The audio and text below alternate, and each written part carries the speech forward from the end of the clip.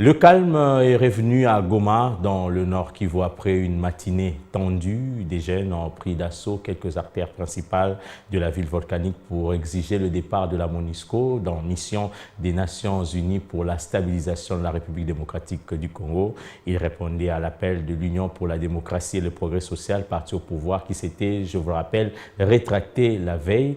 Présentement, la police a déployé ses éléments dans les coins chauds de la ville pour contrecarrer toute éventuelle manifestation. Patrick Sialoua, depuis Goma, dans le Nord Kivu.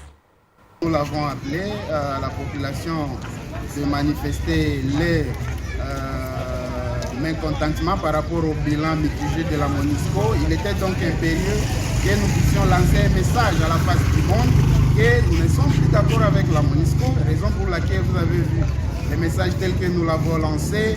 Et ça a été suivi par la population. C'est la population qui est en train de manifester son opposition à la présence de la MONUSCO qui a failli à ses missions et qui semble maintenant complice dans les malheurs des Congolais, parce qu'il n'est pas admissible qu'aujourd'hui la mission des Nations Unies puisse dire à la face du monde que les FARDC ne sont pas à mesure de battre la petite rébellion du M23, alors qu'en 2013 nous avons vaincu le M23.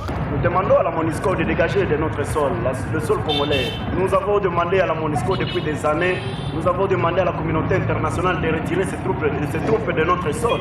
Mais la communauté internationale ne nous a toujours pas écoutés. C'est pour cela que nous avons mobilisé la population congolaise, toute la population de Goma. Et nous sommes en train de continuer à mobiliser toute la population congolaise, de s'unir comme un seul homme pour que tous nous puissions chasser ensemble la MONUSCO. Ça va continuer d'ailleurs, ça c'était une petite dose d'une manifestation. Et là nous sommes en train de commencer maintenant des actions de grande envergure que nous allons faire jusqu'à ce que nous voyions le dernier contingent de la MONUSCO sortir de notre pays. Oui, il y a eu beaucoup de blessés, ce sont des contingents de la MONUSCO qui ont tiré sur les manifestants et on est en train de parler de morts. Il y a un manifestant qui est déjà dans l'enclos de la MONUSCO là-bas, ils ont tiré sur lui et il y a d'autres manifestants qui sont blessés, ils sont à l'hôpital.